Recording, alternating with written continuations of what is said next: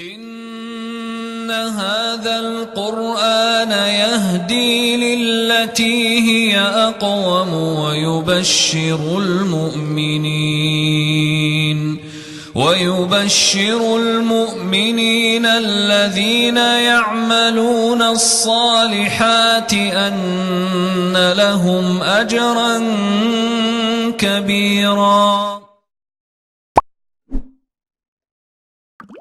بسم الله الحمد لله والصلاة والسلام على رسول الله صلى الله عليه وسلم. Assalamu alaikum wa rahmatullahi wa barakatuh. Welcome back to Qur'an Made Easy. This is your brother Abu Muhammad. In the last lesson, we learned how to recite Surah Al Ikhlas correctly. Today, inshallah, we're going to learn how to recite Surah Al Masad correctly and remove some of the common mistakes that people make. Now, let's open our Qur'an to Surah Al Masad. أعوذ بالله من الشيطان الرجيم. Bismillahir Rahmanir Rahim. The first word of the surah is the word tabbat. Ta is pronounced when the tip of the tongue touches the gum line of the front two teeth. So ta, tabbat, tabbat. And not like how some people pronounce the ta by saying tabbat, tabbat. To say tabbat, we're actually pronouncing a little sin at the end. Please notice, tabbat, tabbat. There's a sin at the end, so you have to avoid this type of ta. Tabbat. The next two words are the words yada and abi. Whenever we have two words next to each other, and the ending of the first word, when the first word ends with one of the three letters of mad, and they are alif, waw, and ya, these three letters are called the letters of mad, huruf al-mad. Depending on where these three letters are in the ayah, in the verse, or what's after them or before them, they will affect the stretching of other letters. So these three letters of mad, whenever they come at the end of the first word, like this example, the word yada, there's an alif, and the beginning of the next word is a hamza, so we have two words. Then we're going to stretch the letter before the letter of mad, so the letter before the alif, which is a dal in this example, yada with the dal, we're going to stretch the dal to 4 or 5 counts. What does 4 or 5 counts mean? A count is just the time that it takes us to say a letter once. For example, the dal with the fatha, to say it once, as in one count, will be da. To say 2 counts, this means the time it takes us to say dal 2 times. So da, da, da. So da is 2 counts. If I say stretch the dal to 4 counts, it means the time it takes us to say the dal 4 times. So da, da, da, da, as in da, this is 4 counts. So tabbat yada, we stretch this word to 4 counts. Now, so when we have these two words, yeah, ending of the first word is an alif, waw, or ya. The beginning of the next word is a hamza. We stretch it to 4 or 5 counts. This type of stretching is called mad jaaiz munfasil. The word mad means stretching. Jaaiz means it's allowed. In our mode of recitation, we do 4 or 5 counts. So if you're going to stretch 4 counts, do 4 all the way. If you're going to do 5, 5 all the way. Why is it called Jaaiz allowed? Because there's a similar mode of recitation that you can do this particular stretching to 2 counts. This is why it's called Jaaiz. And Munfasil means separated. The letters of Mad, Alif, Waw, and Ya, they're separated from the Hamza in 2 different words. So whenever we see 2 words, ending of the first word is Alif, Waw, or Ya. Beginning of the next word is Hamza. This Mad, this stretching is called Mad Jaaiz Munfasil, and we'll stretch it to 4 or 5 counts. So tabbat yada. Then we have the word abi lahabin. Bin here, ba with a kasratan. This means ba has a tanween. So it's originally ba with a kasra and a hidden noon that's not written but pronounced. So whenever we see an original noon or hidden noon, then whichever letter comes after that will affect the pronunciation of this noon. Now after the tanween, lahabin, we have the waw. We mentioned in the last lesson that waw is one of the 6 letters of idgham. Ya, ra, mim, lam, waw, and noon. Remember these 6 letters as with the word yarmalun. So these 6 letters, whenever they come after an original noon with a sukoon or a tanween letter, then what we're going to do is to merge the noon, the hidden noon, or the clear original noon onto these 6 letters. And we mentioned that merging, in the last lesson, we mentioned that merging is of 2 types. Merging which is merging with the ghunnah, a nasal sound coming from the nose and merging without a ghunna. So merging with the ghunna, idgham bi ghunna, and merging without ghunna, idgham bila ghunna. From the 6 letters, 2 of them, lam and ra, whenever we merge them, we merge without any nasalization sound and completely take the noon off. Today we're going to learn how to merge with the rest of the 4 letters. So we have here the word lahabin, so ba with a kasra in the hidden noon. What we're going to do is to cancel out the noon, so it will be lahabi instead of lahabin, and hold the waw with the nasalization sound. So lahabi plus hold the waw with the sound from the nose, lahabiu, lahabiu. This is what idgham bi ghunna means. So if I touch the nose, I'll find out that I'm doing a ghunna. The ghunna is coming out. Lahabiu, lahabiu. If I merge without the ghunna, it will be lahabiu wa tab, which is common to hear, but this is incorrect. But we have to merge it with the ghunna sound. Lahabiu. So tabbat yada, 4 counts. Abi lahabiu. Then we have the word wa tab. Ba at the end has a shadda, so we hold it and then make a knocking sound, bouncing sound, because ba is one of the letters of qalqalah. Abi lahabi wa tab, wa tab. So hold the ba, wa tab, then knock it ba, wa tab. Now I'm going to read the whole ayah. I want you to listen to it carefully on how I pronounce every single word. So tabbat, not ta, tabbat, but tabbat yada, 4 counts. Abi lahabi wa tab. Now you say it. Good. Let's go to next ayah. We have the word ma aghna. We have 2 words here now. The ending of the first word ends with an alif, which is one of the 3 letters of mad, and the beginning of the next word, aghna, starts with the hamza. We mentioned that whenever we have this situation, ending of the first word ending with one of the 3 letters of mad, beginning of the next word starts with the hamza, then we're going to stretch the letter before the alif to 4 or 5 counts. If I ask you what's the name of this type of stretching, you should tell me mad Jaaiz munfasil, just like in the previous ayah. How many counts? It's 4 or 5 counts. So ma. Then we have the word aghna. Hamza here is one of the light letters, so we pronounce hamza in a light manner. A.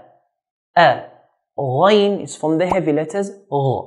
Aghna. Aghna, and not aghna. We don't pronounce the hamza heavy. Aghna, but aghna. Nor do we put qalqalah on the ghain like we hear some people saying ma aghna. We don't want aghna because ghain is not from the 5 qalqalah letters. So ma aghna. Then we have the word anhu. Nun sakina, a clear original nun sakina, and then there's a ha after it.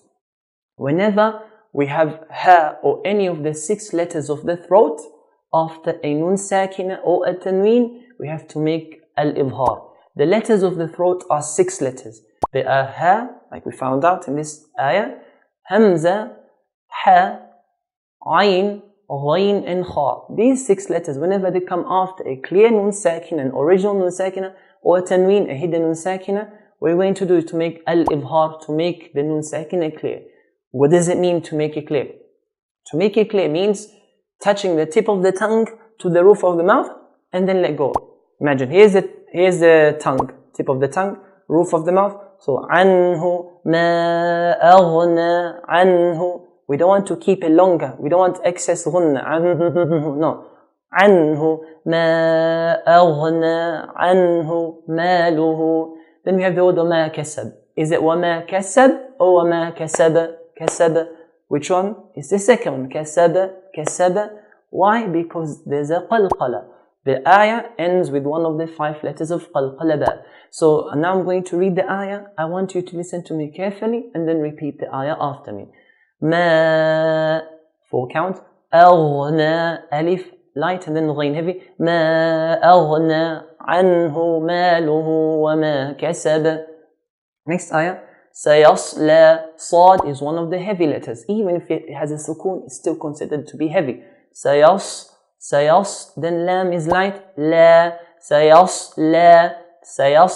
Then we have the word nara, noon is light.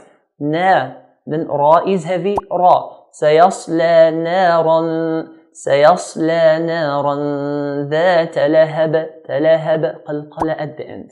I'm going to recite the ayah. I want you to listen carefully and then you repeat after me. سيصلى نارا ذات لهب. Now you say it. Okay, good. Let's go to the next ayah. وامرأته حمّى. Hold the meme. حمّى. Because meme has a shadda, there's an automatic nasalization sound coming. حمّى. وامرأته حمّالة الحطب. حطب قلقلة at the end. Now the last word, we have ha, which is a light letter, ta, which is a heavy letter, and a ba, light letter. So we have light, heavy, light. So we have to be very careful and pronounce every single letter with its due right. We do not make all of them light. حطب حطب حطب وامرأته حمالة الحطب. Now you say it. Good. Next ayah. في جيدها. We have the word حبل.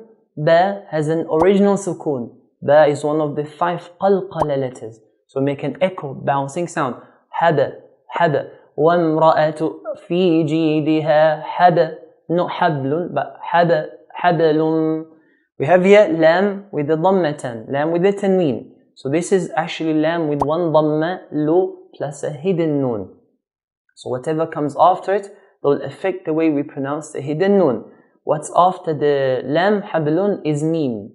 Mim is one of the 6 letters of idgham. So yarmalun letters. And is it from the idgham with ghunna or without ghunna? Idgham with ghunna. Because without ghunna it's just lam and ra. With ghunna are the rest of the letters. So what we're going to do here, so habalun, lo, plus a hidden noon, we're going to remove the hidden noon, so habalu, and hold the mim. So the hidden noon will be skipped. So imagine, the lam will skip the hidden noon and go straight to the mim, and hold the mim. Habalu, habalum. And if you notice, mim has an automatic nasalization. So if I hold the nose, I'll feel that ghunna coming. Habalum. So this is what idgham with ghunna is. So habalum. Then we have the word min masad.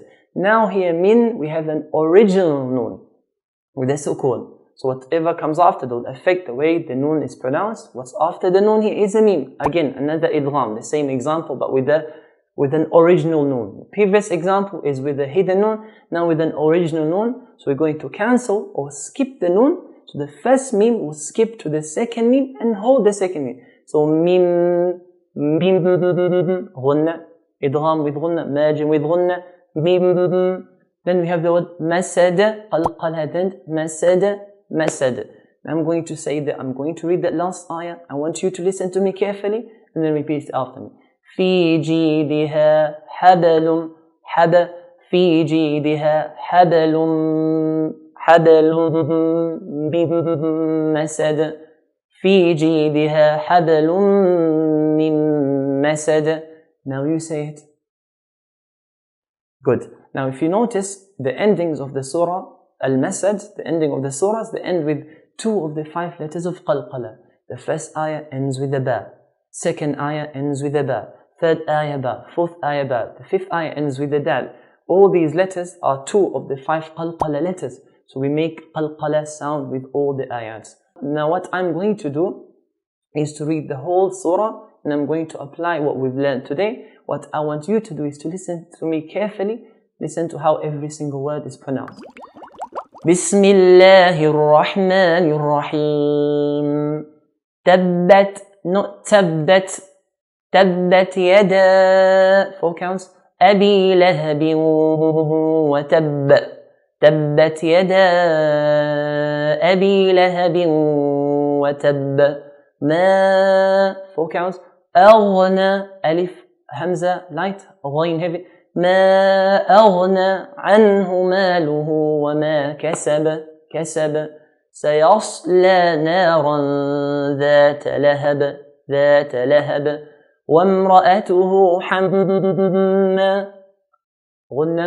وامرأته حمالة الحطب في جيدها حبل من مسد في جيدها حبل من مسد. Now this is the end of the lesson. If anyone has any questions related to today's lesson, please feel free to ask. Inshallah, we'll get back to you as soon as we can. Please don't forget to take this short quiz to test what you've learned today in today's lesson. We've also prepared the PDF notes for today's lesson. Please don't forget to subscribe, share and forward our videos to all your contacts. Remember the hadith, the Prophet ﷺ said, whoever calls, points or encourages any goodness will get the same reward as the person who does that goodness. Jazakumullah khairan for watching. Until next time, Assalamu alaikum wa rahmatullahi wa barakatuh.